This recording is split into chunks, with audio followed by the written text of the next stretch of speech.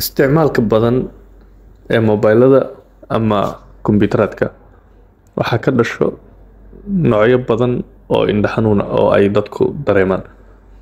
Haddii aad kombiyuutar ku shaqeyso ama aad waqti badan mobilada isticmaasho, waxaa laga yaabaa inaad dareento noocyo ka mid ah indho xanuunka inaad dareento.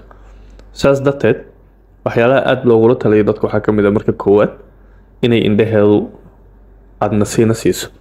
Micnaheedu yahay in 20 daqiiqo walba oo qofka mobile ama kombiyuutar isticmaalo inuu 20 feet meel u jirto ama 6 talaabo 6 meters inuu 20 second indhihiisa ku baasbaasiyo.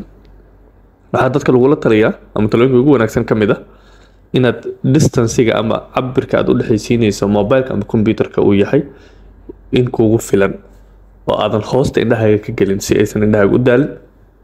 waxaa ka mid ah inaad mar walbo meel iftiin leh aad ku isticmaasho aaladahan.